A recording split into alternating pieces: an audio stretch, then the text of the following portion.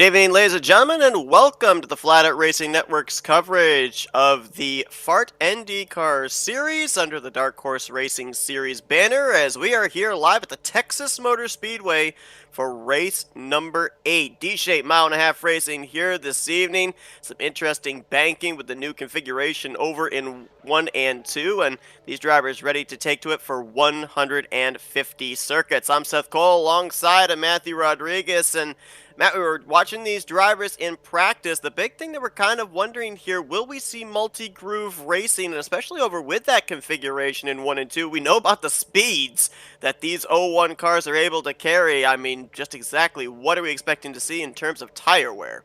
See, that's the big question here. I have no idea. What I'm thinking it's going to be kind of the same as we saw last race, where that whole right side, that's really going to be our kind of issue. I mean, as we get longer into the run, hey, it's going to start ending up getting a little bit lighter in the back end. We're going to see cars going around. We're going to see cars unstable. And that's when I think we're going to see a lot of the passes probably get made off of just minor errors. You talk about that last race a couple of weeks ago when we were at Homestead Miami Speedway, saw Charles Teed pick up the victory. He's all of a sudden become the driver that points leader Eric Schaus has to worry about. He jumped up to second in points as a result, 36 points out. And Taylor Jordan, tonight's pole sitter, sitting there as well, 37 points back. What was looking like potentially could be a runaway here for Eric Schaus is very quickly closing back up. And the biggest thing that I've really got to nail on Charles Teed is, like I said, he is fast. That has not been a question all season and throughout previous seasons. He is fast, but one of the big things for him is consistency and staying out of trouble.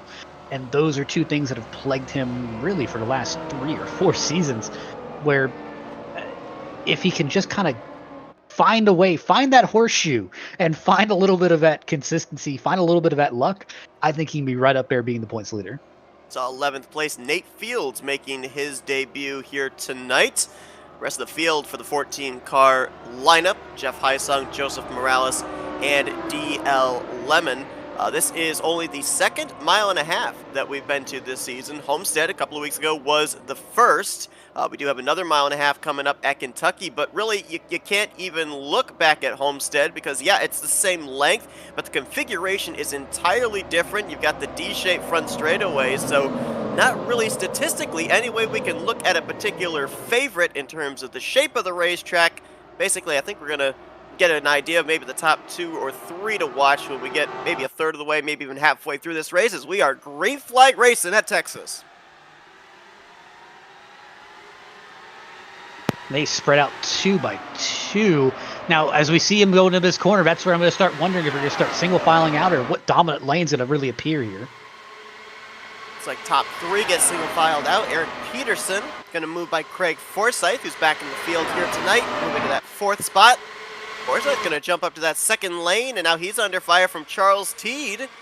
And we got a good battle here, potentially for the lead. Chris Stouffer looking up there, maybe a groove and a half into turn 1 on the 802 of Taylor Jordan. And it's going to be interesting because a lot of the mile-and-a-halves we've been to in the past, we've seen that leader, when he's got the clean air, he elects to, usually run the bottom of the racetrack. I'm not necessarily certain we're going to be able to see the leader do that as often here tonight, just based on the fact, as we already talked about, that right front tire heat building up, the car wanting to push up through the center of the corner and on exit.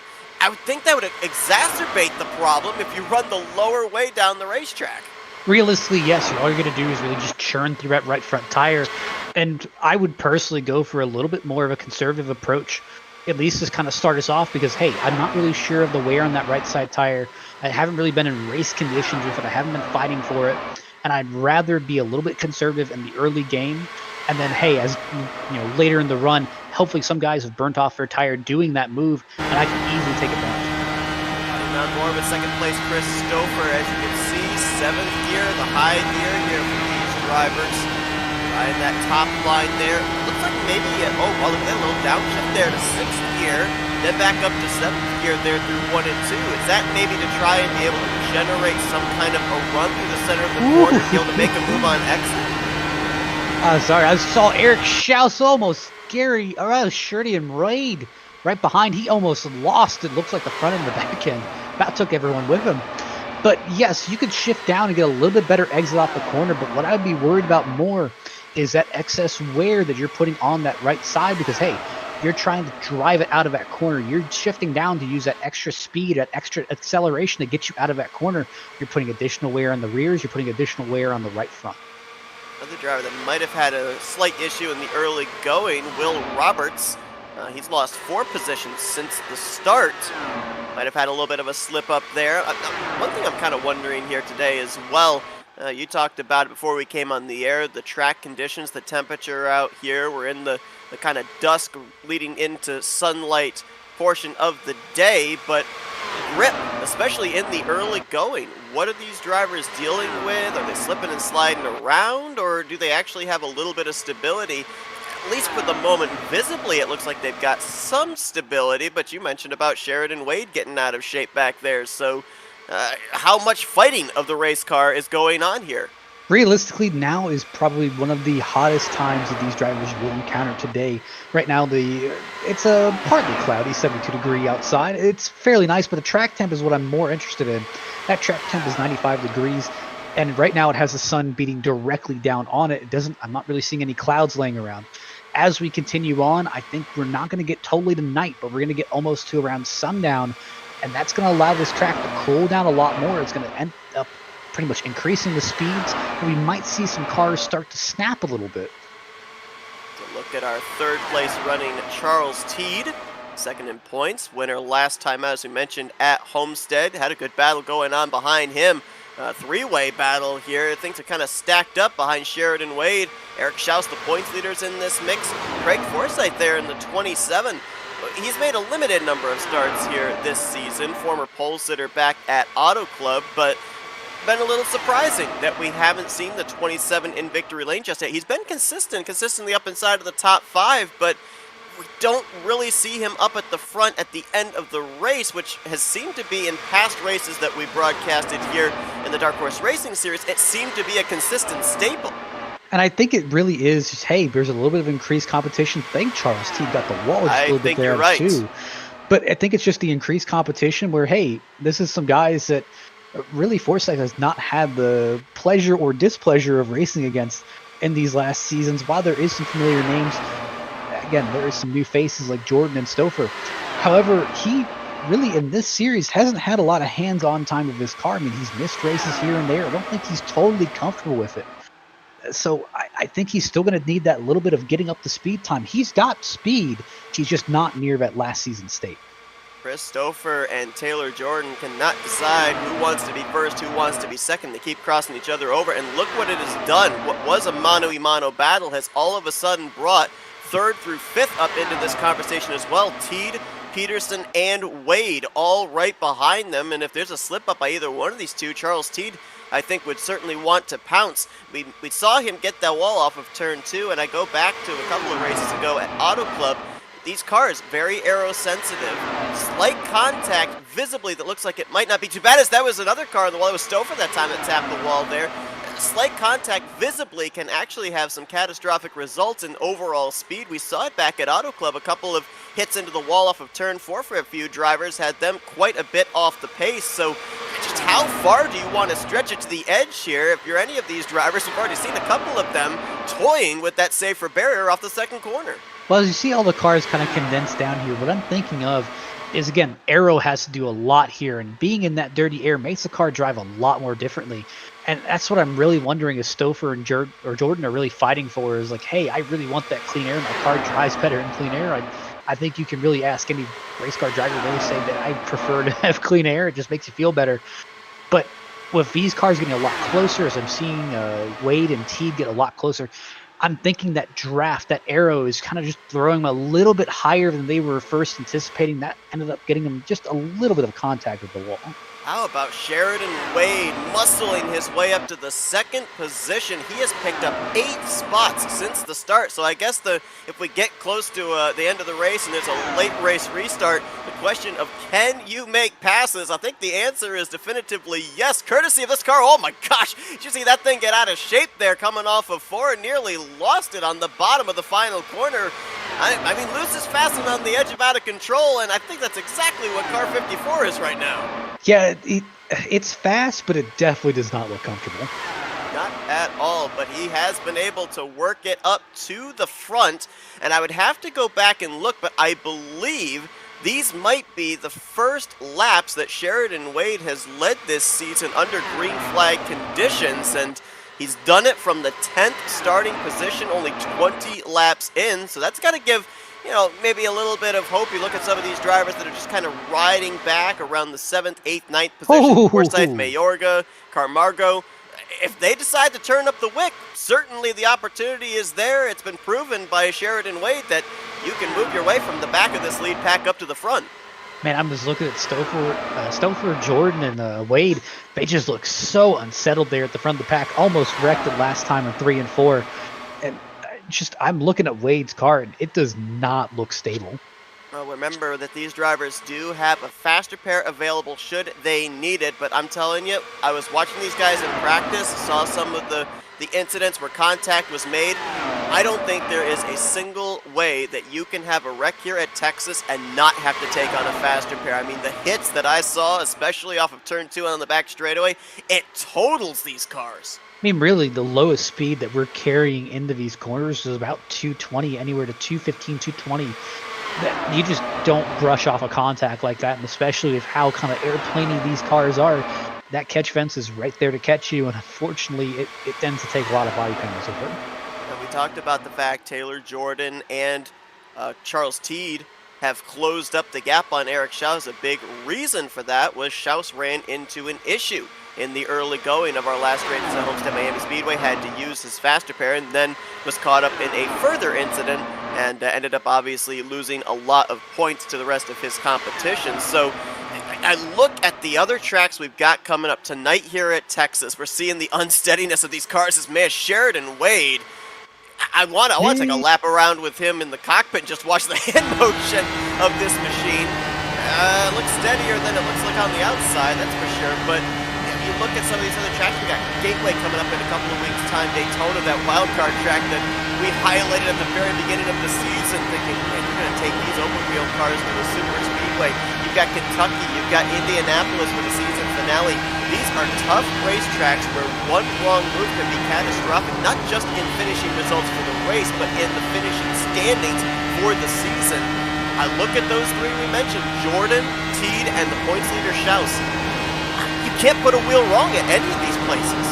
Yeah, and that's the really dangerous part where you can tell guys who are playing conservative right now, and I think really two of those guys who are playing extremely conservative has to be Teed and Schaus, where you may not think that Teed's playing it conservative being in fourth, but hey, I mean, instead of going up and trying to battle for this really 3-car lead, hey, he's just kind of hanging back there. Same thing for Schaus. Schaus is just riding. He's trying to prolong it to the end of the race. But those top three guys, I mean, they're the ones who are really trying to aggressively go after it, try and gain points. Wade is really just kind of swinging for the fences here. And Nick, maybe the appeal here of having a fast race car and maybe thinking you could pick up your first win, get up here and race with the drivers that have been up at the front all season long. Chris Stouffer in that 15. Winless this season, but in a lot of the races that we saw him in, Michigan, he was a big player. Also at Phoenix, he was up there at the front for quite a bit of that race. Trying to look for his first win. There's an opportunity here that we could end up seeing another first-time winner on the season. So far this year, we've only had 2 drivers go to victory lane multiple times. A total of 5 different drivers have gone to victory lane. Charles Teed, the most recent of those. Looks like we've got a car on pit road. That looks to be Nate Fields. Doesn't look like an unscheduled pit stop, but it could be wrong. Well, I'm not certain, but that car looks kind of skewed. That front suspension looks a little bit skewed from the rear. Yeah, I think I was looking at it from an angle. Might have possibly gotten into the wall there. I would think with the damage that we're seeing, probably with the right front tire. Making his first start here tonight, getting his feet wet in the FART NDCar series. And as you said, I think it's an unscheduled pit stop here, but just trying maybe just to log laps here tonight, get some experiences. Oh my gosh, that was close between Chris Stouffer and Sheridan Wade going into 3. And Wade has not had any kind of fears about sending that move. So that's something that you kind of got to watch out for is, hey, that guy behind you, at least Wade, he's got a lot less to lose than you do. 12 of our Arturo Mayorga there. We saw him make his debut back at Road America. He's in the 8th position, and he had quite a moment there from turn 4 all the way down to turn 1. He almost hit the wall off of 4, was trying to gather it up, and then almost hit the wall again, exiting out of the D-shaped front straightaway. Oh my gosh, I think we just saw a little air taken off the back of Christopher there through 1 and 2. And one thing we have to point out as well, we talk about this a lot at the 1.5 and 2 mile racetracks. The fuel cells in the back of the car, when these drivers start, that fuel actually adds weight to the back, gives them a little extra downforce. As that fuel burns off, the back end of the car gets lighter and lighter. So this loose sensation we're seeing with these drivers now, it's just going to get worse the longer the run goes on. Watch that 54, because what he needs to do is he needs to shorten up his inputs. Because what he's doing is he's turning too far in, and he's driving the car like it is at full fuel, like it was at the beginning of the race. And here's the thing, the car just changes. So those rapid inputs he's doing, that's what's losing him the back end. And I'm going to tell you, it's scaring that whole field behind him. The other thing I'm looking at here, too, that, I can understand it, but it's not exactly a wise decision, are the late moves going into 1 and 3. We see it a lot at tracks like Pocono, at Auto Club. You make that late move on the inside, there's not enough warning for the driver you're making the move on to know you're there, and they could come down across your nose.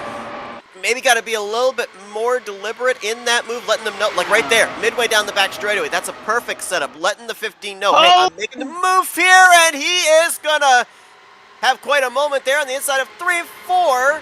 Stacks up Eric Peterson in the 36. That was quite a save, and credit to everybody giving him the space to gather it back up. And you know what that was? That was low fuel. I think that was a low fuel cell, and you just put a little bit too much input in it. And that's the thing, on a full fuel cell with new tires, that move probably would have stuck. But unfortunately, he has old tires and low fuel. That isn't going to stick. Also looked like maybe he got his left front tire down there on that white line separating the racetrack from the apron. Maybe take a little bit of grip away there from that left front. I mean, I know race cars typically don't like being on a inclined plane and then suddenly go to a flat surface. They've done that once or twice. Typically, it did not agree. That now moves Taylor Jordan back up to the point. Interesting, that incident there, we ended up having the battle between Christopher and Sheridan Wade, and Taylor Jordan was just kind of riding in third when those two had that moment. Taylor Jordan says, all right, and he moves back Wade's up around to the point. Again! He saves it again, but again, wow. He's going to pit road now.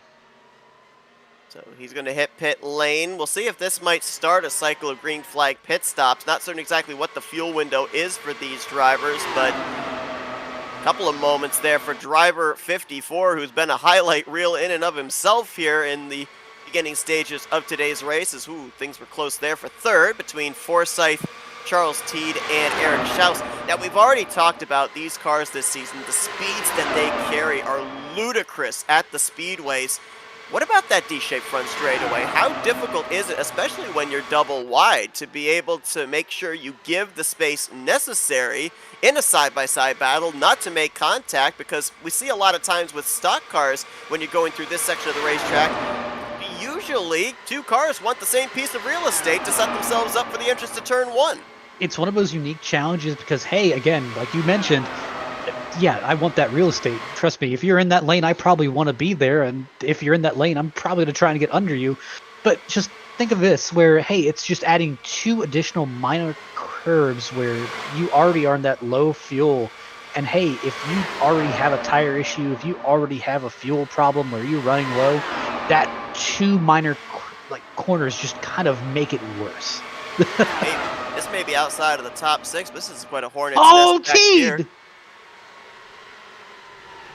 Doesn't bring it through the grass, right across the Legends Oval, off the racing surface. So to your point, no yellow flag waving, and that is not good for our winner last time out at Homestead. He needs to have a yellow flag come out, and it was textbook. What he did is he ended up, caution's out. Yeah, there's the caution. Looked like he might have been lobbying for one there, coming out onto the track with the oncoming traffic, but it is going to lose him a lap. Well, at least that caution will let us take a closer look back at that initial kind of instant. Rather than me telling you, it would be a lot easier to kind of see it.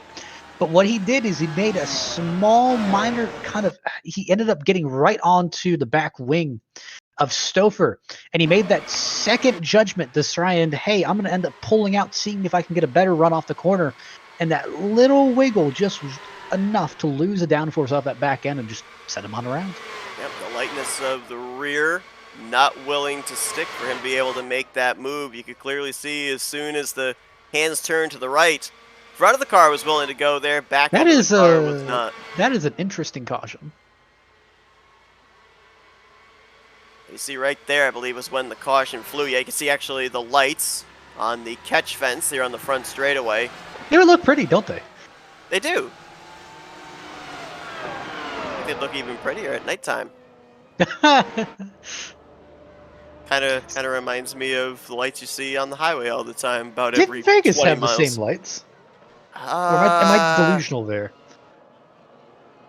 I thought Vegas had the same lights going into on the Pets fence. But They might have. It's the same company that owns that racetrack that owns Texas, so it's quite possible. it's the same company, but decided building a giant monitor on the back straightaway was a better idea than bulldozing the track. But hey. I thought that was Charlotte. Charlotte had Big Haas. No. This one has a giant screen in the back straightaway now.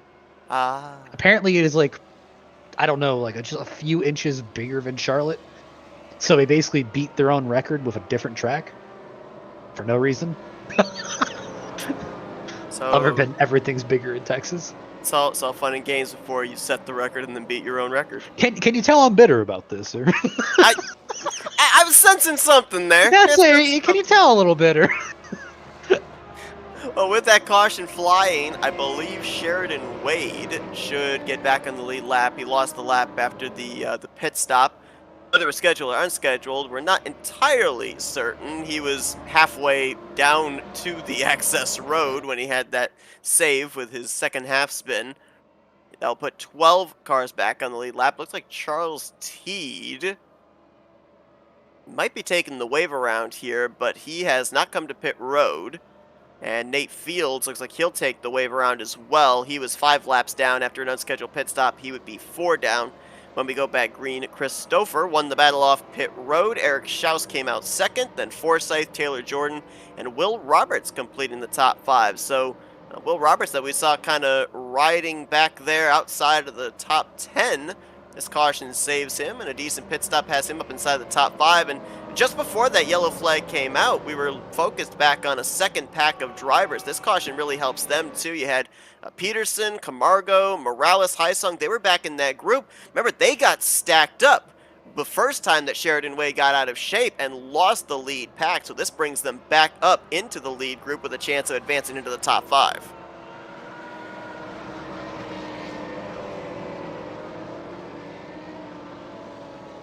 Should get the lights out atop the pace truck this time by, I would think.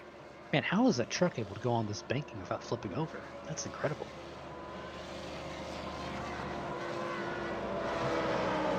The intrusive thoughts are winning. I'm trying to remember, did they ever have pace trucks at Daytona? Or did they always use the cars like the Camaros or the Camrys? I don't remember, actually. I only remember a pace truck appearing for, like, if the pace car is down. But I have not seen it for any other reason. Yeah, Charles Teed is getting that wave around. And looks like Fields is doing the same. So now if you're Charles Teed, you're hoping for a quick yellow because, yeah, how much farther can he go before he has to make a pit stop? I mean, I'm always in that boat of, hey, I'd rather take my wave around now and take that second chance on a caution because it is so much easier to take that wave around and just kind of hope and work into your strategy. I mean, I really hope I get a caution because it just gives you a chance versus, hey, I pit, I take more take tires, take fuel, and then, hey, now I'm stuck behind the entire field. Another caution comes out. Well, hey, let's say I'm not that first car lap down. I'm suddenly vulnerable to, hey, caution comes out. I can't get a wave around. I'm not lucky dog. Now, however, in this case, since there was no one else lapped down, it wouldn't have been a bad move. It really depends on how long that fuel tank can go. Not sure how much this may play into future developments, but Jeff Heisung, Joseph Morales came down pit road and topped off at the 1 to green. So we'll Hmm. see if that ends up being a play that will pan out in the long run for the 60 and the 18. They were both running close to the tail end of the field anyway, so interesting strategy call for those two particular drivers as Chris Stouffer going to bring us down off of turn 4. And the green flag is back in the air on lap 49, nearly a third of the way through tonight's race after working our first caution of the evening here at Texas. It's pretty much more, or it looks a lot more tame here on this restart, where everyone's just kind of getting fanned out. Everyone knows how this race is going to kind of feel. One guy who had to be loving that last caution had to be Sheridan Wade. That helps him get kind of re-racked right back in it. But I noticed he doesn't look like he ended up coming down that last pit stop, so he's going to be at about a 8-10 lap deficit.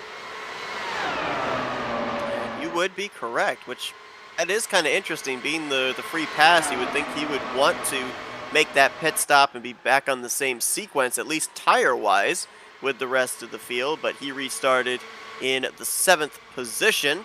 As battle for the lead is on. First time we've mentioned Eric Schaus up at the front under green flag conditions. Points leader, apparently, I guess it now is go time for him to try and see if he can pick up another victory, trying to join Taylor Jordan and Will Roberts as a 2-time winner on the season. What it also could be is just, hey, going out, getting that lap lead bonus, and then kind of falling back to the field, because this is going to do two things. One, hey, get that lap lead, get your bonus points, go back to safety, but it also teaches you, hey, if I'm starting up in, X next position, how long will it take me to battle for the lead if I really try and go? And it gives you that good gauge of, hey, this is how far back I can make my move, this is how long it's going to take me to make that move, and here's the difficulties I'm going to encounter. Correction on my part, it was actually J.W. Miller who was the other 2-time winner with Taylor Jordan, not Will Roberts. Roberts is a former winner back at Phoenix. One thing that I'm kind of wondering here too is, wow, big dive there by Schaus on the inside, all sorts of squirrely on that lower lane through 3 and 4, but as we get closer into the second half of this race as well, knowing you have the faster pair, does that kind of allow Eric Schaus to turn up the wick in terms of aggressiveness as well? I think it does. Oh, man. Stouffer gets the wall just a little bit. I think I've noticed here a couple of drivers have gotten the wall, whether it be off of 2 or off of 4. It's not lost them a ton of momentum. It's just kind of like, tis merely a scratch, and they just continue on. Yeah, it's one of those things where it doesn't seem like anyone's been really affected by those little wall hits, but time will tell, and depends on how you hit it. Taylor Jordan, I think, just got the award for running the highest lane through 1 and 2 so far, and he ran pretty high there through 3 and 4 as well. And here comes Sheridan Wade back up into the 3rd position. He's got new life. He's back on the lead lap, and he's trying to get back to the point. Look at him around the top there through 1 and 2. It was as if Eric Schaus was about 10, 15 miles per hour off the pace. Ay, and it's kind of split the field in those 2 packs now, where you got that really, it looks like the main 7 and then the back 4 or 5 there. I was kind of wondering, with these drivers having the fresher tires, having the back end planted down with the full tank of fuel, if maybe Charles Teed might be at a bit of a deficit lap time wise. Looking right now, Teed actually came to pit road before we went back green, so he is running lap times equal to the race leaders. He has fallen a lap down as a result. He's the only car 1 lap down, so it looks like his scenario was he would have needed probably a caution 1 or 2 laps after we went back green. He had to pit not too long after that. Yeah, it worked out in a way for him where right now he's the first car a lap down. I think he can really kind of utilize this where he's back on that really same fuel strategy or identical fuel strategy where he's not going to be at risk going another lap down. But it's one of those things that he still needs a caution to get him back in this. Not sure what it was that ended up splitting the field up this time. Maybe it was the Charles Teed machine maybe coming to pit road, but see Joseph Morales and Arturo Mayorga, Jeff Heisung back here as well. We talked about, not seeing the typical up inside of the top 3 competing for the win out of Craig Forsyth. How about Jeff Heisong tonight? One of the most consistent drivers this season. And I don't think we've mentioned his name up inside of not even the top 5, maybe not even the top 7 or 8. Is he riding? Is this just not a track to his liking? Not certain, but you kind of wonder if the 18 just doesn't have it here tonight, the consistency that he's had all season long. And that's one of the things where not every track's going to be a kind of a home run for you. And I think this is kind of one of those nights for Heisong where it's, hey, this is a really good track. Maybe not for him, but for a lot of guys. And it's just, hey, he just didn't have it tonight. Sheridan Wade back to the front. Mentioned that we'd be probably about halfway through this race looking at drivers that could potentially be favorites to win. Well, we could kind of cop out and pick about a half dozen drivers right now that are up in this lead pack, but you'd have to think Sheridan Wade, Chris Stouffer, 2 drivers looking for their first wins of the season, could certainly be up there at the top of that list. Man, I'm seeing Stouffer. Stouffer is on the attack. And I'm seeing Wade get that back end just a little bit out again, and that's what has me a little bit worried. He's got about five more laps on his fuel and tires than everyone else in this field. You got cars as fast as they do. You've got the responsibility of making sure that you take care of it. Both these drivers, yes, they still have the faster pair available, but really you don't want to have to use it. You don't want to give up that track position. I want to remind everybody that next week, the FART NDCar Series will be taking an off week. They'll be back the following week at Gateway. Their last opportunity to prepare themselves for Daytona. And possibly in the works, it's been talked about, we might be getting a driver commentator thing going on here. Matt Rod considering maybe... Approval for that one yet. Yeah, I mean... I need approval for that one first. Yeah, it may be a thing, though. It may be a thing. You may want to tune in about 3 weeks' time. But Sheridan Wade showing the way as we approach the halfway point here tonight at the Texas Motor Speedway. We're going to step aside for a quick commercial break. You're not going to miss a bit of the action going on here as we're almost looking 3 wide into turn 1 because we're taking you just what they're doing, side by side. The following presentation of the Rolling Thunder Gaming Talladega Challenge Series on the Flat Out Racing Network is brought to you by Ultimate Garage Floors. Ultimate Garage Floors is very active in the garage remodeling community, staying current with the latest technologies and custom configurations so that we can bring you the highest quality installations.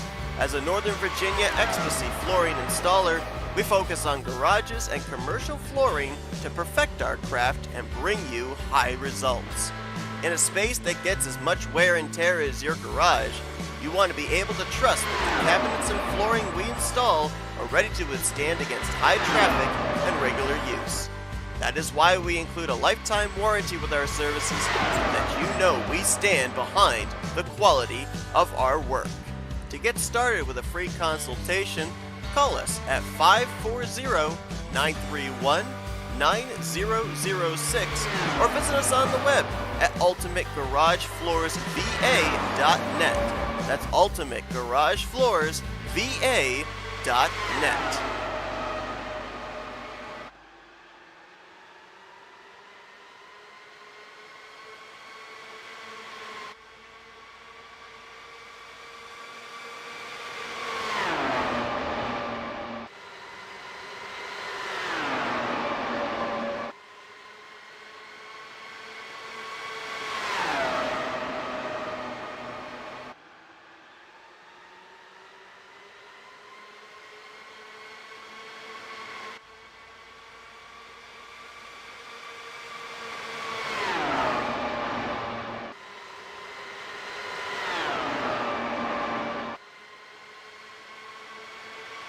Wade's kind of existence here, pain, has been the fact that he's really sawing that wheel in the corners where it's just unsettling the back of that car. But not only that, I mean, hey, having other cars around you, in front of you, behind you, that changes the aero profile of your car where, hey, suddenly something that seems manageable becomes very unmanageable very quickly. We figured out the speed in the Sheridan Wade car. Got Lions Auto Racing, iRacing in our YouTube chat who painted Sheridan Wade's car, and yeah, it is fast here tonight. Has led, I believe, the most laps up to this point as we are approaching the halfway point here this evening. We were about 40 laps in before we saw our first caution. Interesting to see if we can eclipse that as we're about nearing 30 laps into this run to get a general idea of how far these drivers can go on a tank of fuel.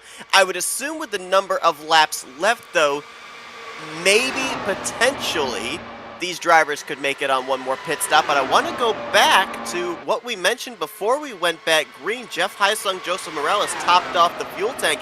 It could be super close for these drivers of making it on one more pit stop. If we continue green from now to the checkers, some drivers could still find themselves maybe 1 or 2 laps short of the checkered flag. That's what I'm wondering, and I just don't know if riding in draft is going to help you save that much fuel. It's going to be kind of a sketch to the finish, but we'll find out. Dogfight continues up at the front. Sheridan Wade now back to the point, and you can just see it right there. Oh man, that thing, all sorts of out of shape off of 4. Stouffer, I think, might have just clipped the grass. Saw a little bit of debris particles there off the second crux of the front straightaway. These drivers are using every bit of the racetrack. If it's paved, they're using it. And oh, man. Wow. I said that's what I keep watching at 54, and I keep thinking, man, it's sketchy. On board Taylor Jordan, 2-time winner on the season. He's got the best seat in the house watching this. Stouffer and Wade is going to go up to the outside of Sheridan Wade, try and get the second position. Stouffer pushes up a little off of 4. Here's Wade looking to the top. Closing rate for these cars is huge. If you're able to get that run off of 2 or off of 4, and drivers kind of second-guessing themselves a little bit here. I see a little bit of hesitation every now and then with these runs of, should I make the move, should I not? That kind of a stack-up could end up leading to a problem. Whoa, Taylor Jordan! I think he had like half his race car down in the grass that time through the front straightaway. Yeah, and you kind of mentioned about like if I should make a move and if I should maybe stay my hand and not try to send it. I mean, I could tell a difference in strategies where Stouffer really likes the arrow that he's getting from the front of the field. He does not want to give that up. And Wade is definitely one of those guys who he has less to lose here. He has a lot less on the line where he is going for the trophy. That puts Taylor Jordan in that kind of interesting situation where he is still on a long shot for the championship. And I think he can really still kind of make that move, but do you want to risk it with these two? And my current bet is a no. And in that long shot, not only is he at a 37-point deficit, but look who's right behind him, Eric Schaus. So if the race were to end now, yeah, Taylor Jordan would finish ahead of Eric Schaus, but he wouldn't gain much points-wise based off of finishing position. See, it is one of those sketchy things to watch because you know that they want to go side by side. You know they want to go pinch aggressively down on the door or on the wheels, but just you can't without fear of, hey, it's one of those high-speed ballets where something can go wrong very quickly. Well, we are now into the point of this run right around where we were on the first run when Charles Teed had his problem. Obviously, the cars would be super light at this point in time. That was the big issue for Charles Teed, bringing out that first yellow, so we may end up seeing another spin up here in this lead group. One thing I want to bring up is, obviously, with the physics of iRacing, the grass here on the front straightaway, you already had touched on the elevation change of the apron and the banking of the corners. We've seen a couple of drivers already here tonight. You can even see the tire tracks there on the corners of the D-shaped front straightaway. How much elevation change is there from the racetrack to the infield grass? Can that upset these open wheel race cars? And we'll get to that in a minute because Stouffer just got clipped. And there's what I was talking about. No lights hits here at Texas Motor Speedway as that thing has turtled into the infield grass.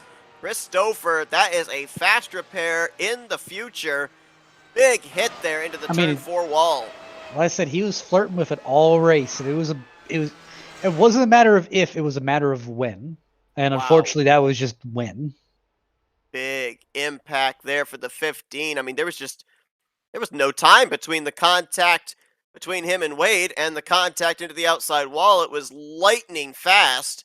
We'll take another look at it I mean, here, look at and it from Stouffer's onboard. I mean, that has to be, hey, you're going straight one moment, and then hey, suddenly you're just kind of along for the ride. you saw it. Wade gets the left sides on the apron, and unfortunately for Stouffer, he is the buffer between Wade's car riding up the track and that outside safer barrier. That car never even came back onto its wheels, stayed up onto its. Well, I don't think these cars have roofs. There's the roll Up hoop.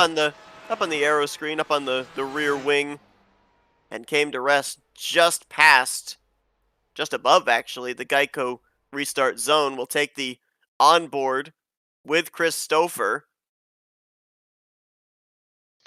But that puts Stouffer a bit, he was in a really good position. But that's going to throw him at least 2, 3, 4 laps down because he had to tow back. Good point. It's a really good point.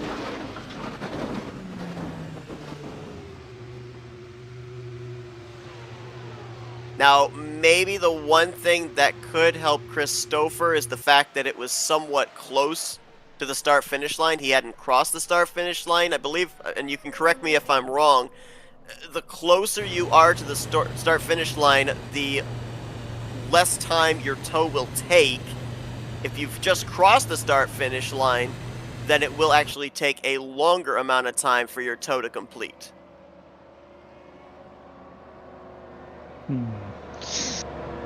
I think it would. that's one of those parts that I'm a little bit fuzzy on. Like we know that the iRacing sim was based off of its precursor NASCAR Racing 2003 season, and I know that at least Which in that was sim, an inferior copy to NR 2002. well, Which we that's need true. to bring back the solid pace car because we need the solid pace car. I agree with you. I absolutely agree with you. It's like the ambulance from those old Madden games.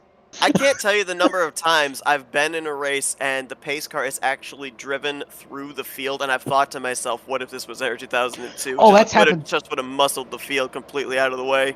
That's happened so much in SS, where we're just sitting here, and then suddenly the pace truck comes flying by us at like 90, and it's like, oh my goodness. Yep. It's all fun and games until you want to call out the pace car for plowing you, and then you realize, oh wait. You take your lumps. Well, this caution, bad for Chris Stouffer, but good for Charles Teed, because he's going to get the free pass, get back on the lead lap. Looks like Nate Fields may end up getting the wave around here. I think he had actually pit just before that caution came out, so he would be eligible for the wave around, albeit he is 11 laps down. And Chris Stouffer has returned to the track, but you hit the nail right on the head, 2 laps down for driver 15. So, yeah, not only a faster pair in the hole, but we're more than halfway through this race. We'll probably be going back green somewhere in the vicinity of about 60 laps to go. Granted, there is the possibility we could have a couple more cautions, but we've had a 40-lap green flag run and a 45-lap green flag run, so based on the trends of the early going, the likelihood of those 2 cautions getting him back on the lead lap are somewhat unlikely. So he's going to need some things to go his way. Yeah, and this is one of those things where there's still, at least got a good 60-ish laps left in this race. You still have time. It's just one of those, you need everything to kind of go right, and you need to minimize mistakes.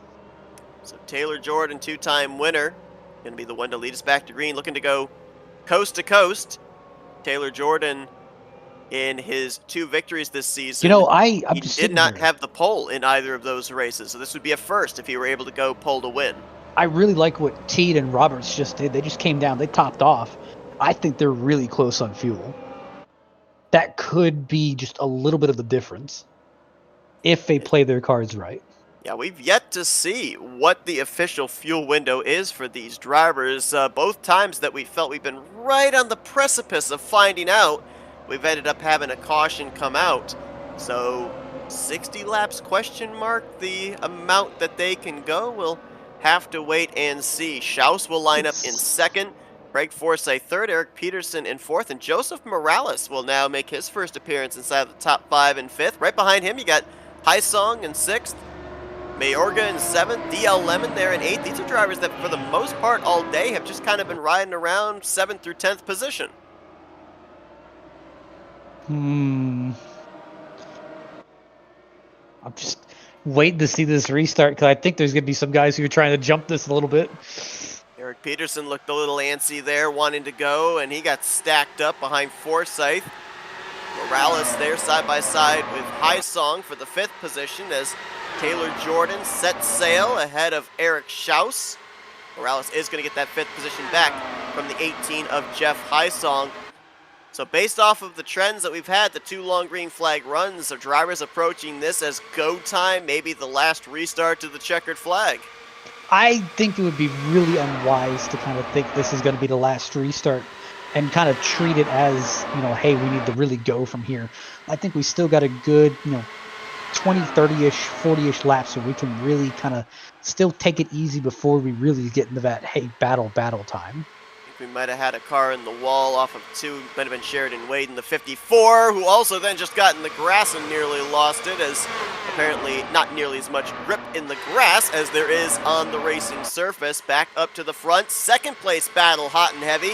Eric Peterson just put Craig Forsyth in his rearview mirror for 3rd. Now he's going for 2nd, but he got his left sides down the apron, pushes up a little bit off of the final corner.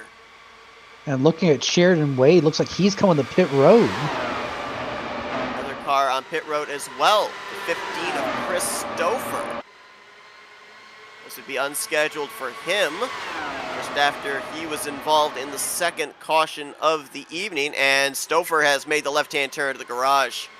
So another race, kind of shades of Michigan and Phoenix, where he was up front for a good portion of the race, but just not able to close out the deal, running into issues in the second half. And that's the risk. I mean, it sucks. It really does. But, I feel for him, but he's a fast driver. I know he'll get back after it. We'll be trying again in a couple weeks' time when we're at Gateway. As at the front, Eric Peterson is the driver that seems to be turning up the wick. He's putting the pressure there on the outside of Eric Schaus. The Eric and Eric show for P2. Joseph Morales has now moved up to 4th. The driver that's trending the wrong way since the restart is Craig Forsyth. He's now fallen back to 5th, and now he's in the clutches of Jeff Haisong for that final spot inside of the top 5. Wow. Peterson completed the pass around Schaus. He's now to 2nd, and look at him go up there to that, well, what is that, 3rd lane, 3rd and a half lane? He's making it work. That's how he got around Forsyth. That's how he got around Schaus. Look at the run he gets down the back straightaway, and he's just going to blow the proverbial doors off of Taylor Jordan, and he's going to go to the lead. I think more and more drivers are going to notice that and may start migrating even farther up the banking here. Yeah, and what he's doing is he's putting the car way up off the hill, and what he's doing is, hey, it's an aggressive kind of sharp turn at first, but it gets you carry way more speed out of the corner, and especially if you're going to draft someone on that back straightaway, it lets you use all that more time as a straightaway where it just starts pulling the car.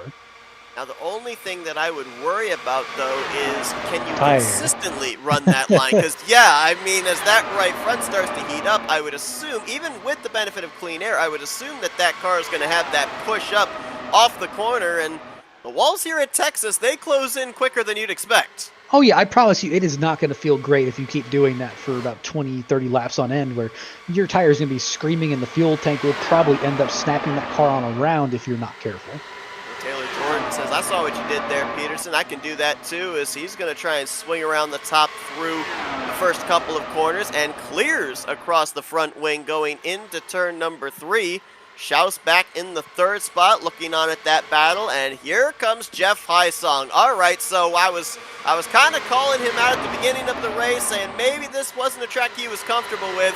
I think he was playing possum now. He's fighting up there for 4th position with the 60 of Morales. That is something I've not heard in a while, but yes, really hit it right in the nail where the Haisong, again, I wrote him off at the beginning of the race, but he just kind of has this knack of showing up when it counts. Stick with me, you get all of the old people sayings, I'm an encyclopedia. Got the sticks. Ooh, we got a look potentially back there for 3 wide. Thought better of it. I believe that was DL Lemon that was taking a look on Arturo Mayorga. Ooh, Mayorga Ooh, may my have gotten the goodness. wall there off of 4. He was certainly very high. You can see he's trying to gather that thing even Yeah, back that's up it. all the way down the front straightaway. That looked really unstable. It still looks unstable. We saw him make his debut, had a solid outing at Road America. We saw him back at Homestead, Miami, wondered how he was going to translate over to the Speedways. Didn't fare quite as well. He's up in the lead pack here tonight in the 7th position, but that thing looks a handful. You can see a lot of movement with the front wing. That means there's a lot of steering input, a lot of counter steering there off turn 4 and into that Well, D-shaped front straightaway. So it looks like he's got his hands full quite a bit. speaking about 7th, let's look at 5th. DL Lemon, Mm. man, had a heartbreak at Homestead. I mean, had really a great chance. It was a good finish regardless, but obviously what could have been. So I imagine he is looking for a little bit of redemption here. Yeah, it's another 1.5-mile track, granted entirely different configuration to Homestead, Miami. But yeah, something like that certainly has to be weighing on the mind of the driver of the '08 Bitcoin machine. And right now in the 5th position, showing some pretty good late race speed as he's going to go for 4th place on Jeff Hysong. While Eric Peterson has jumped back up to that outside line that he liked in the early going of this run, swung back around Taylor Jordan, went back to the point.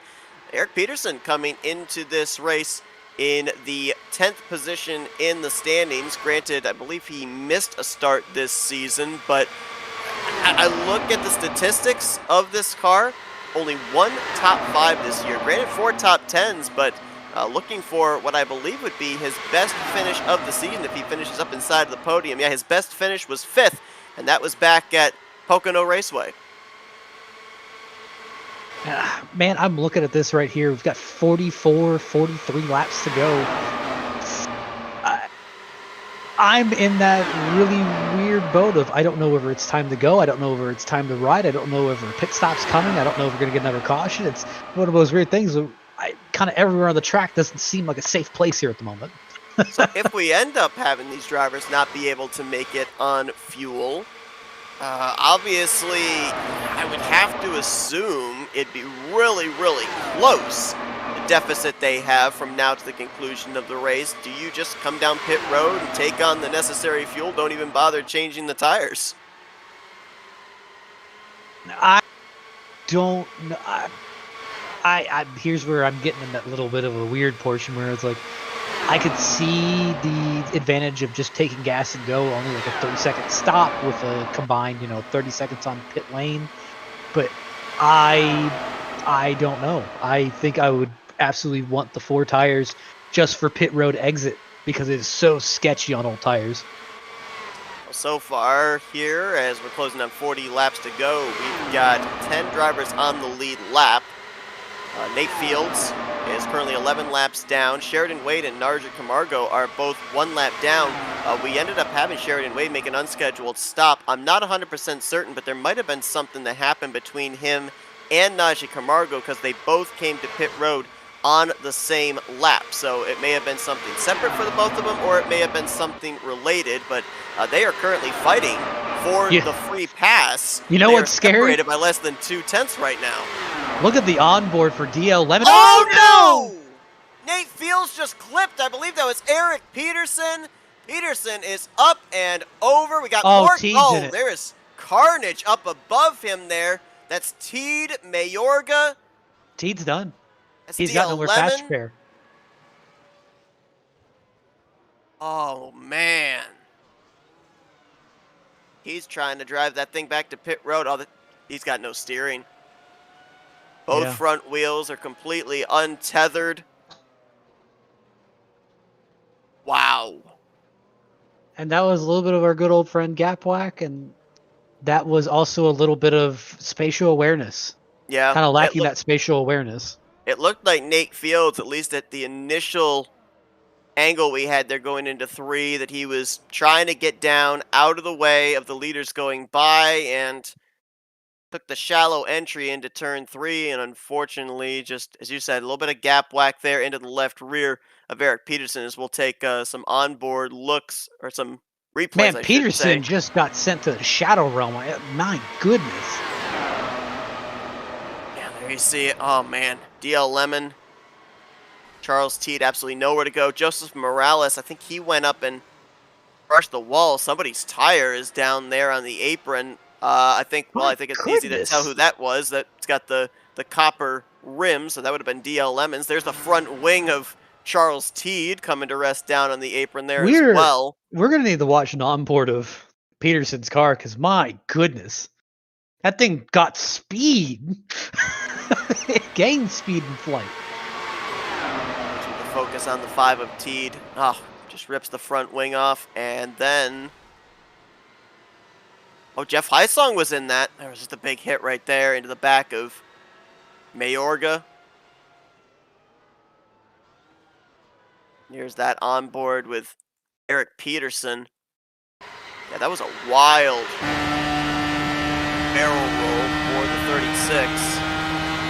And yeah, I hadn't noticed until you mentioned it, the fact that Teed had already used his faster pair.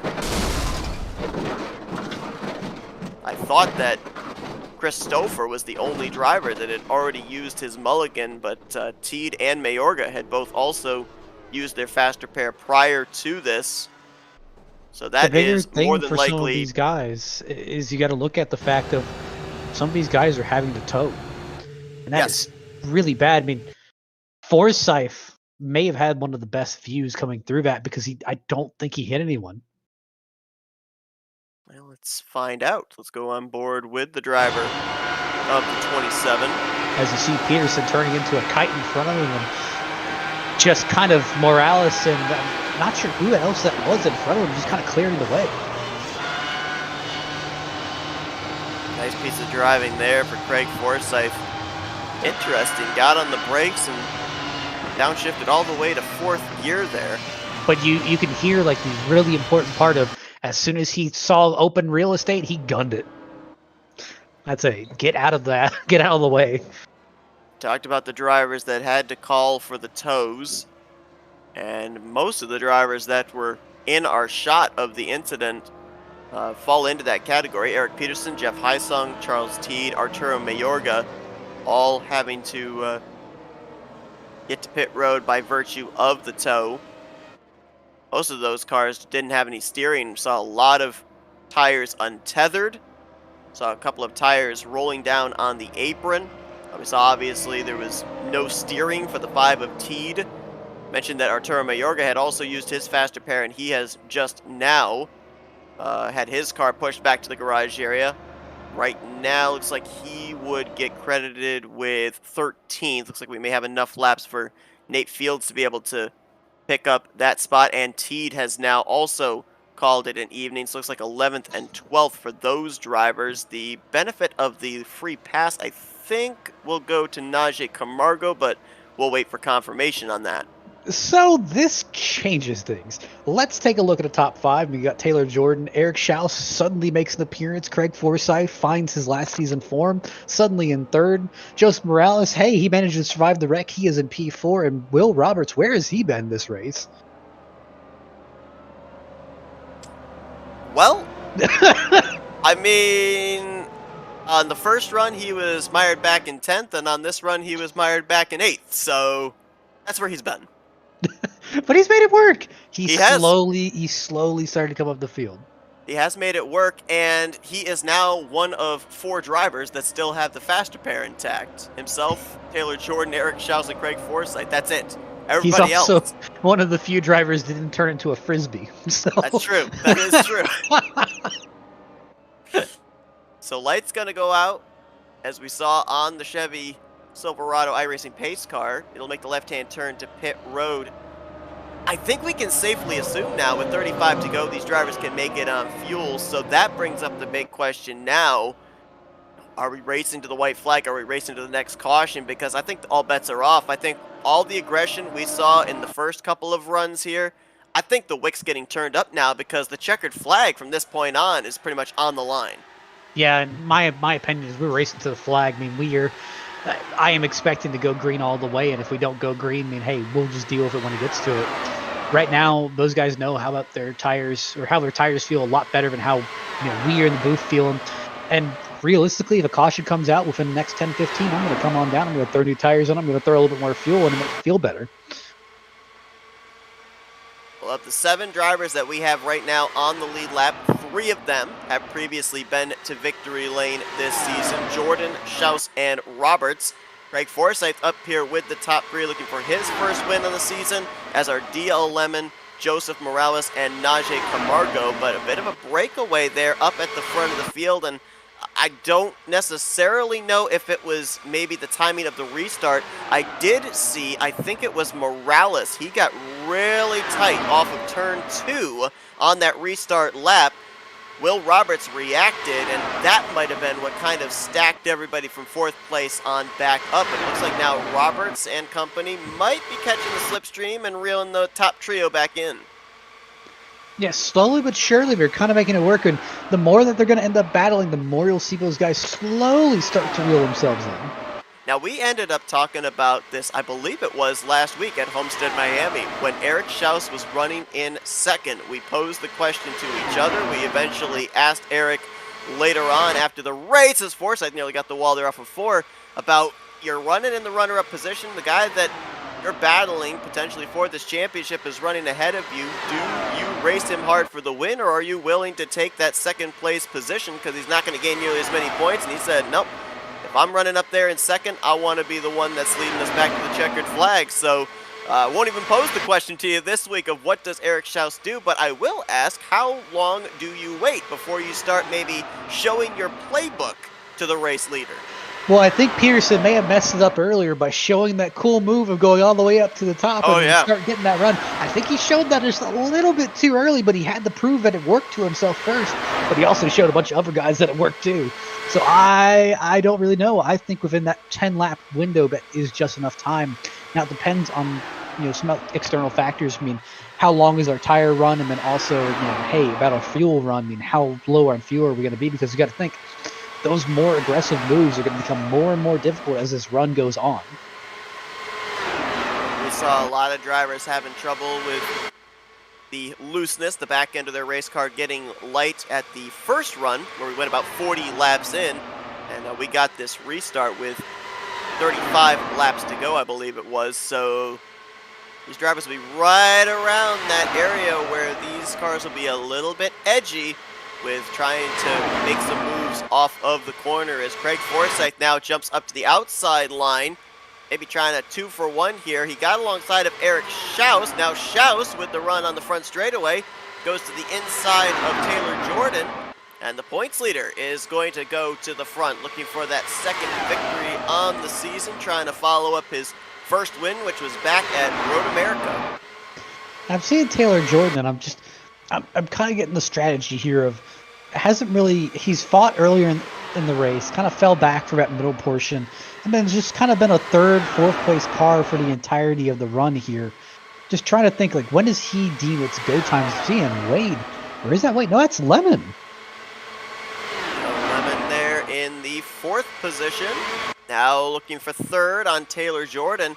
Yeah, Taylor Jordan, we talk about the consistency of Jeff Heisung. Taylor Jordan has been very consistent. Last time out at Homestead was the bump in the road. Before that race, every finish for Taylor Jordan was up in the podium, including 2 victories. 10th place last time out at Homestead Miami Speedway was his only finish outside of the top 3. So trying to get back on track, and that consistency is the driver of the 802. Now, something I really kind of want to point out here and really bring up to you is let's look at this, where you have a lot of guys up here that maybe have not been fighting up front this entire race. They have not experienced what this car feels like when you're pushing it competitively. They're not really, haven't been experienced of how this car has acted in this kind of draft, or maybe in this kind of situation. Does that kind of play a factor as we run low on fuel, that maybe if we run old on tires, are we going to be a little bit more susceptible? Well, they haven't run up in the lead pack, but remember, we ended up having like 2 packs for most of the first half of this race. So they have a little bit of experience of what the car does in a pack, just not necessarily maybe in as fast a pack as this lead group. So I think there will be a slight difference that these drivers are going to have to adhere to, but I think they did a little bit of going to school back in the second group that we had, at least in the first half of this race. So, kind of look here. I think everyone's a little bit hesitant to make moves here at the moment because, again, we got 20 laps to go. I mean, when is the right time? I think they're also a little hesitant to make moves because only 4 of them still have the faster pair available. Which understandably. There's more than 50% of the pack up here that do not have that mulligan. They don't want to throw away the opportunity at a good finish. And that's a huge killer for it. But I think as we start running low on laps, maybe about 10-5 to go, you'll see a lot more people become brave. 20 laps to go, 19.5 here, down the back straightaway. Craig Forsyth out in front. Now we talk about the streak that Taylor Jordan has had. Craig Forsyth has made 5 starts this year, and every finish has been inside of the top 10. Worst finish was 8th.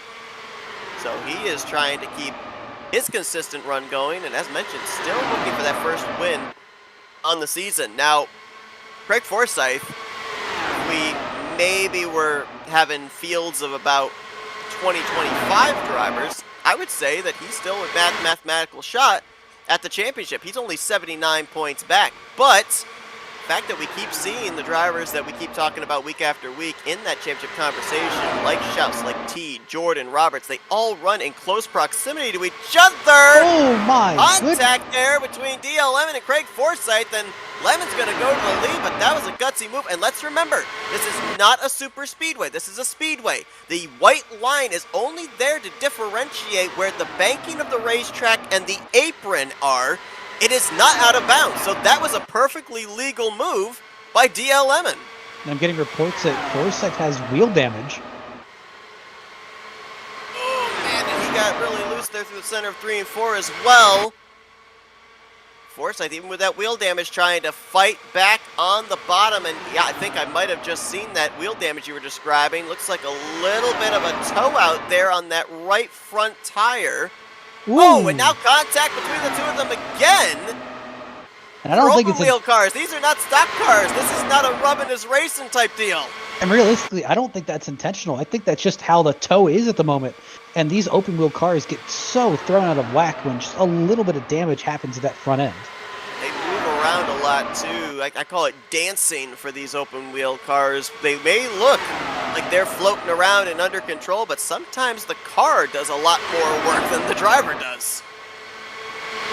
I gotta think, DL Lemon's in a little bit more of a precarious situation here because he doesn't have a faster pair to fall back on. Forsyth does. Right now, you've got 3 of the top 4 who still have their faster pair available. Oh, whoa, man. I think that, again, might have been the steering thing. Okay, I don't know if that's the steering anymore. I think he's maybe a little bit upset. Close quarter racing here, closing in on 10 laps to go at Texas. DL Lemon continues to fight on the top, Forsyth on the bottom.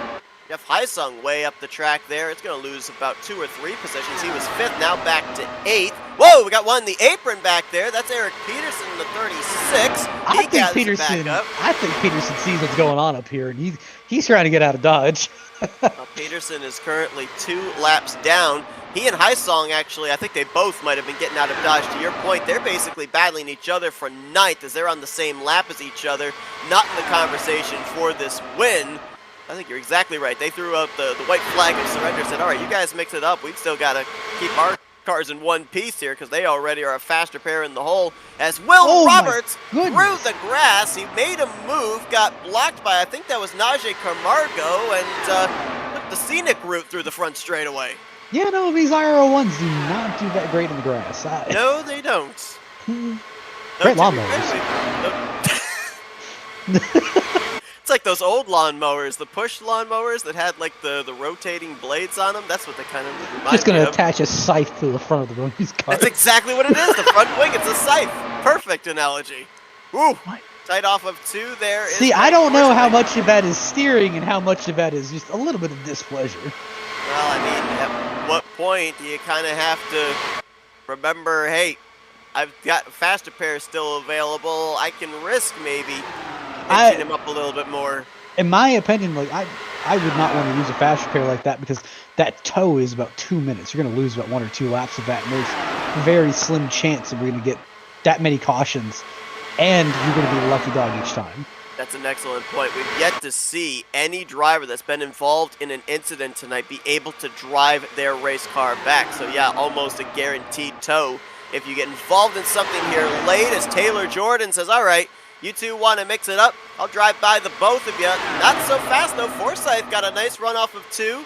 Drew even down the back straightaway. Now might lose it here off of 4 as DL Lemon nearly got the wall there off the final corner. You think it's less than 10 to go? I'm getting that feeling just based on how they're racing right now. I'm looking at Forsyth, and I can see that car is already getting some ill handling from that damage, but it's also getting some ill handling from the lack of fuel in it. Schaus now looking for second. He'll slide up in front. Oh, we got one car. Very slow coming to pit road. That was Nate Fields in the 05. No, these drivers can all make it on fuel here up in this lead group. One driver just came back off pit road. That was Sheridan Wade. Oh, no, actually, he was just low on the racetrack. Forsyth and Roberts. Oh, caution out. Coming to 5 to go. Will Roberts, can he drive that thing back to pit road? Well, he's trying. And know what the worst part of that? Forsyth had the tow. But I think he may have gotten some assistance from an old friend. Go back and take a look. Let's see if Will Roberts can make it down to pit road. He and Forsyth both had their faster pair available. If Roberts can make it to his stall, that's going to save him valuable time. He's trying to turn the wheel. And he made it. So that might keep him on the lead lap. Sheridan Wade, I think, is going to get the free pass. And here's a look at what happened. A little bit of our friend Gapwack having a little bit of play in this. Oh, yeah. I'd disagree. I'd agree to disagree on that one.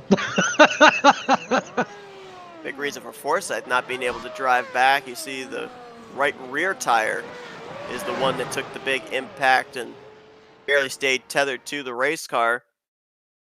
You need both rear wheels to be able to drive away. And that's the one downside about this car. I mean, he lost that right rear tire and is just enough to put him all the way down the track. But, hey, he is 2 laps down here at the moment. And he's going to be behind Heisong and Peterson if he even gets out at all, because he waited a little bit longer to tow. So, hey, he may not even go this time, so he may be 3 laps down. I mean, that's pretty much all she wrote. On board with Will Roberts in the 31. You see right there, clearly spaced between the 08 and the 27. You see the 27 start to turn to the left. Gapwack coming into play. And Will Roberts is absolutely nowhere to go.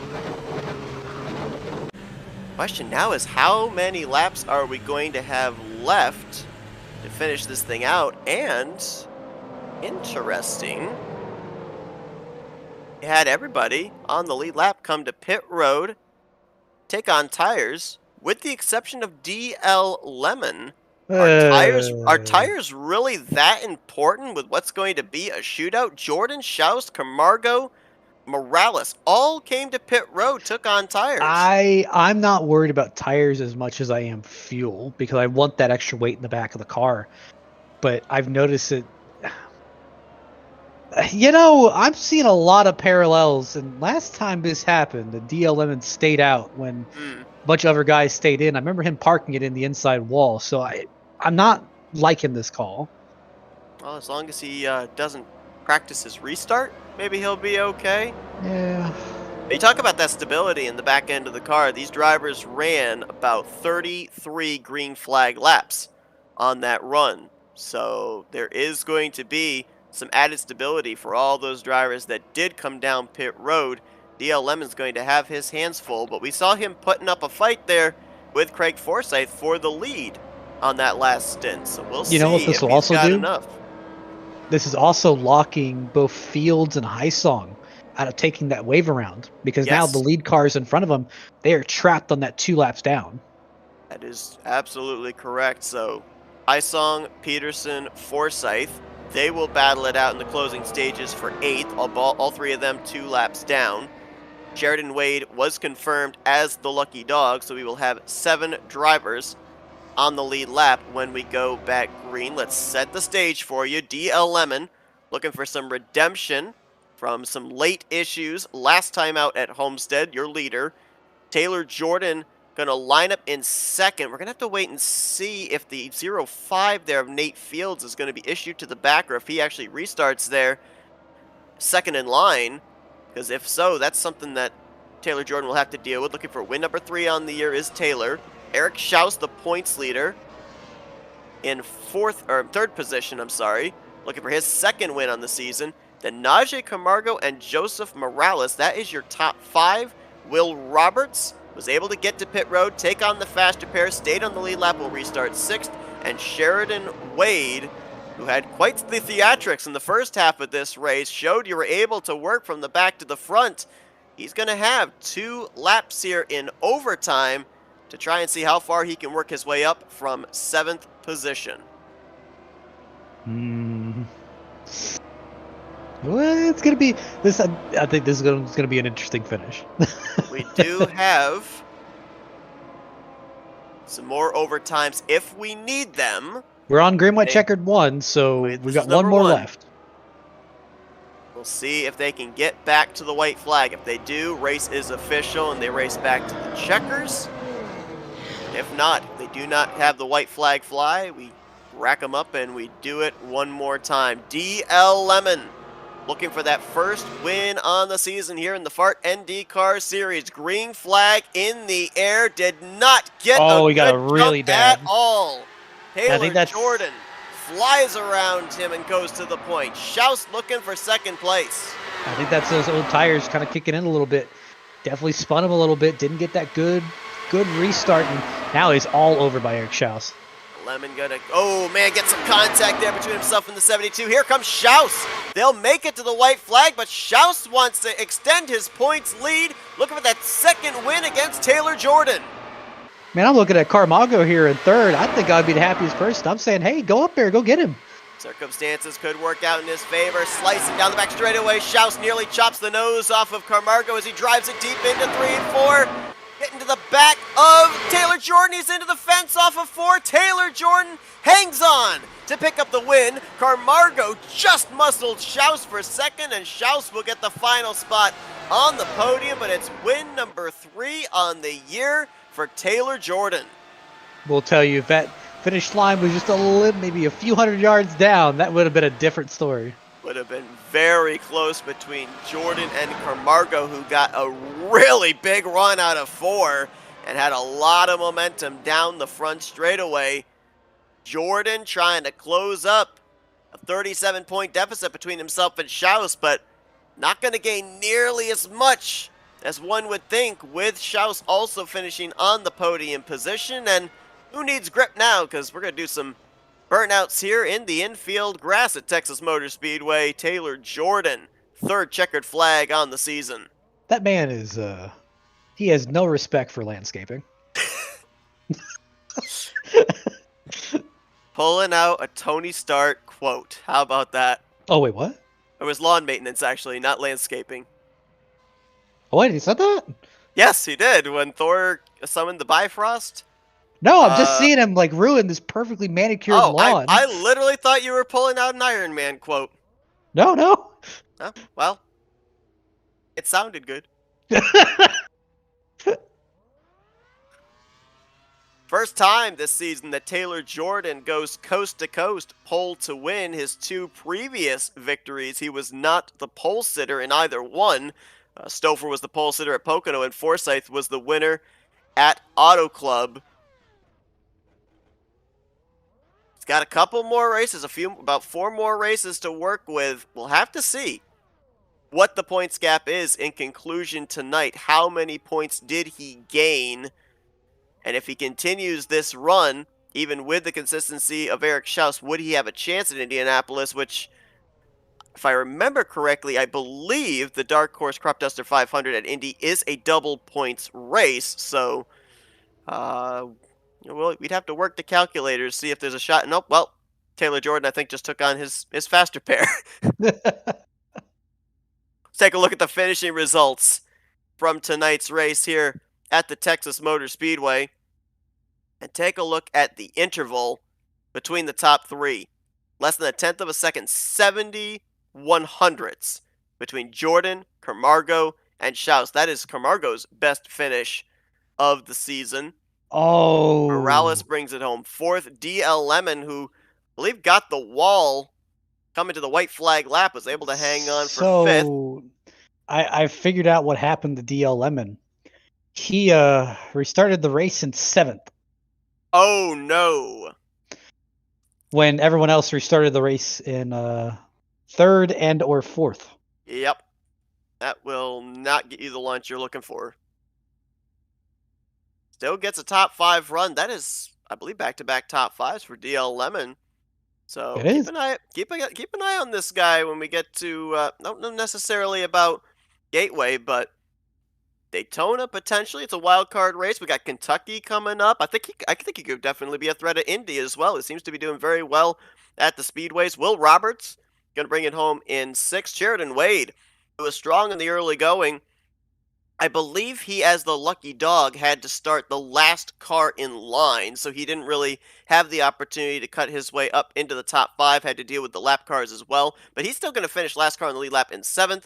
Eric Peterson got 8th position from Highsong and Forsyth, who complete the top 10. Those were the last drivers, I believe, to finish the race. Nate Fields in his first start tonight, finishing in 11th. And then Arturo Mayorga, Charles Teed, and Chris Stouffer completing the rest of the field. After the elation a couple of weeks ago, that victory at Homestead for Charles Teed, the DNF here tonight. Does that halt the momentum train for Teed and his opportunity to win this championship, or is there still enough time, do you think, for him to still be able to get into this championship battle picture? I mean, what did we mention pre-race? Teed's always been fast. It's never been a question, but it's been the question of can he stay out of trouble? And unfortunately, that was the case tonight where he just couldn't stay out of trouble. That whole last incident he was involved in, he had no doing in. It's just one of those, hey, you've already burnt your fast pair. You put yourself in a really bad situation, and hey, something outside of your control happened, and you just couldn't recover from it. That hurts, but hey, it trickles down. Well, we'll see if Teed can bounce back in a couple of weeks' time at Gateway. I remember in the Dark Horse Racing Series, he had a victory at Iowa. Gateway, somewhat similar configuration, so maybe a chance for him to be able to bounce back. Let's see if we can talk with our podium finishers here tonight, and let's kick things off with the guy that came in the points leader, will leave as the points leader, bringing it home in the 3rd position here this evening. Let's dial up Eric Schaus. Hey, Eric, it's Matthew Maseth up here in the FRM booth. You got us? Hey, gentlemen. Wild finish here tonight at Texas. We kind of got an idea that it was going to be crazy just based off what we saw in the previous 149 laps, but you got a front row seat of it here tonight on several occasions. Up here in the booth, it looked like you guys were certainly dancing around pretty unsteady. What was it like down in the cockpit? Yeah, after about 20 laps, the tires started to give out. So my whole strategy for the race was just to save them as long as I could because I figured somebody else would loop it or something would happen to those guys. So I tried to just play it safe all race. And then at the end there, I feel like I had a really good setup for the win, and I just didn't execute. Now, I've got to ask, being at the beginning of lap 150, you were in pretty much P1. Then at the end of lap 151, you're in P3 getting run over by the 59. What in the world happened? Yeah, 100% on me. So I had the momentum coming out of 4, which put me in the lead going into 151. And then entering 1 and 2, we were still on cold tires, and this thing pushed on cold tires, and I knew that, and I just didn't take that into consideration. So when I took the high line, I was thinking I would just stick it all the way around, and the car wouldn't do it, so I had to lift near the exit of the corner. and that just from there it was game over, and I lost some momentum, and that from there I tried to get back up to Taylor, but the edge was able to send it underneath me, and I should have had the win. Unfortunately, I walked away with third, but either way, I'm got to focus on the championship, and a third is good. One thing that was really cool to see here tonight were the multiple grooves that were able to be used in making passes. So we saw a couple of drivers even migrate up as high as about the third or third and a half lane and be able to get runs down the back straightaway. But we knew that as the run moved on, the tires started wearing, the fuel started evaporating. It was going to be less and less confidence in these race cars, whether they were going to stick when you made moves like that. Was there a particular point in each run where you kind of had to maybe baby the race car, make sure that you still had that stability? Do you have like a target number in your head of I could be aggressive now, but maybe I want to draw it back just a little bit here now that we've reached this point? Well, for me, it was more maintaining a constant pace the whole time. So I was looking for even tire wear the whole time. I knew to look for around lap 25, 20 to 25 is when I would start to see other people fall off quite a bit if I kind of maintain that strategy. So that's what I would look for. And then, like you said, multiple lines, you started to see people had better tires. They could start to send it around the outside, hold it on the outside a little bit better, and get those runs. And that's where the people that were saving tires were starting to get the advantage in the longer runs. Maintaining that points lead going into our next race at Gateway in a couple of weeks' time. Uh, how much points racing is going on at this point in time? Obviously, you got to be aware of the situation with Teed and Jordan trying to close up that gap. Are you just trying to keep yourself in their same vicinity here, try and manage the points gap here down this home stretch? Because got some pretty challenging tracks here in the latter half. Yeah, 100%. I knew Teed was out early, and I unfortunately hadn't looked at the point standing beforehand, so I didn't realize that Jordan was only 1 point behind him. So I thought, once Teed was out, I was like, oh, I can take just any place in this race and it'll be fine. I'll just maintain that points lead. But then I realized now after the race, Taylor is only 1 point behind him, or was only 1 point behind him. So I got to start looking out for Taylor. If he gets any more wins, I'm going to start being in trouble here. So I got to be cautious and everything, but if he's fighting for wins, I got to start fighting for wins too.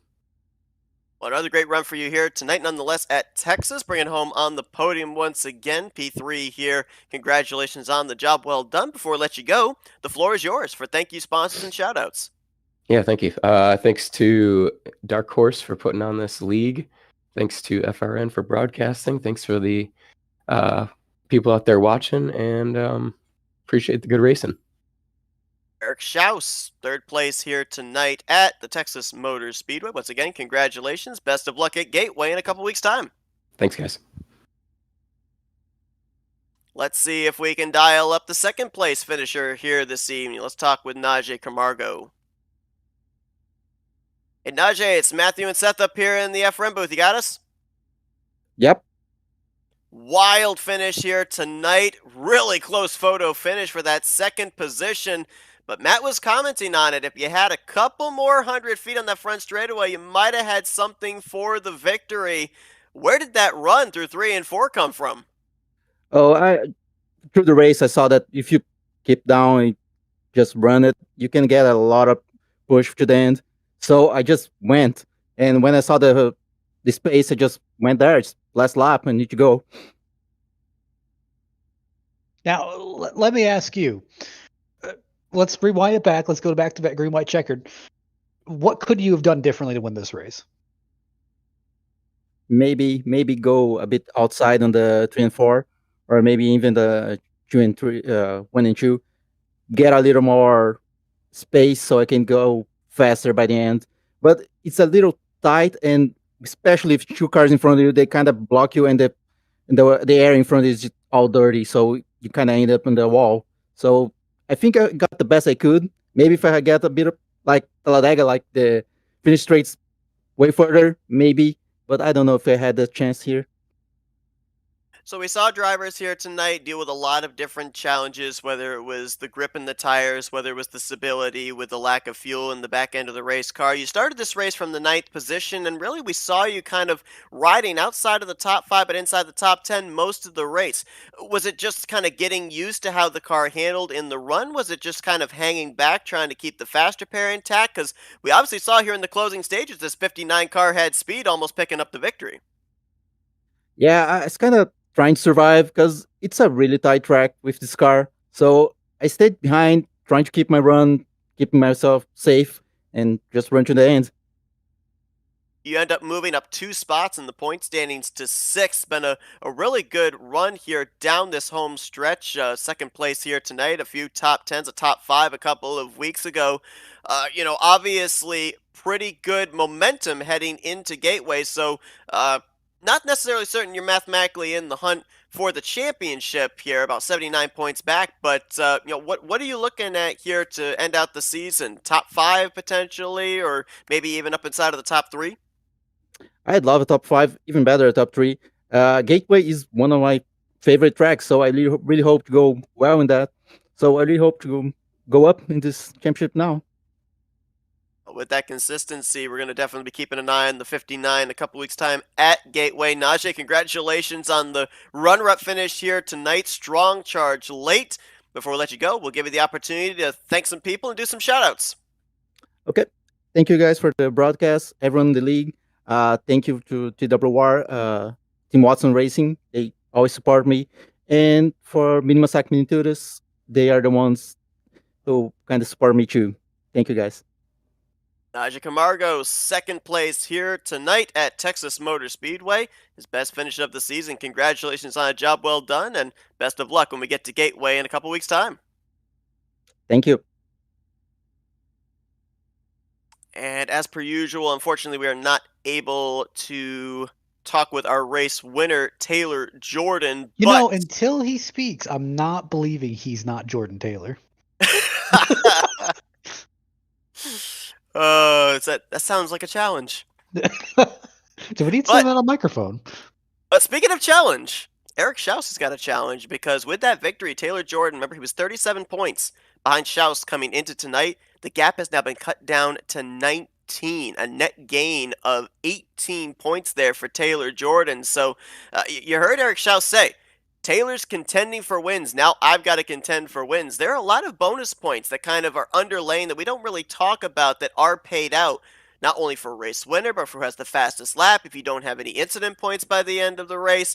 A lot of different underlying bonus points when everything is said and done and everything is calculated. So we talk about the challenging tracks coming up. Eric Schaus and Taylor Jordan, less than 20 points separating those two with those particular tracks, that quartet of challenging venues coming up to close out the season.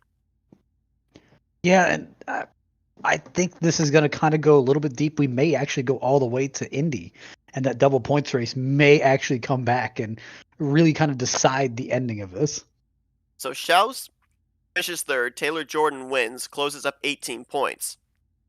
The long shot drivers right now look like Charles Teed and Will Roberts. They are 55 and 56 points out respectively, but there's got to be a checkered flag somewhere in there for one of them, or at least maybe even two checkered flags, I would think, to be able to mathematically get back in this hunt, especially if Schaus and Jordan continue to be consistent, right?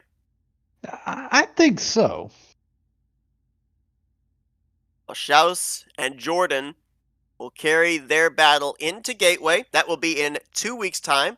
Dark Horse Racing Series, Fart NDCar Series will be off next week, but it will be August 6th when we will be coming back to you here for some Sunday night action to continue on the season with only a handful of races left until we end up crowning the champion in their big race at Indianapolis, the double points payout. But here tonight, wild finish, wild race overall here. They say everything is bigger in Texas. I guess that also includes the impact of the wrecks, because we saw some vicious hits here this evening at the D-shaped mile and a half. But Taylor Jordan at the end of the night picks up win number 3 on the season. Matt, wild one here this evening in the Wild Wild West. I appreciate you joining me up in the booth.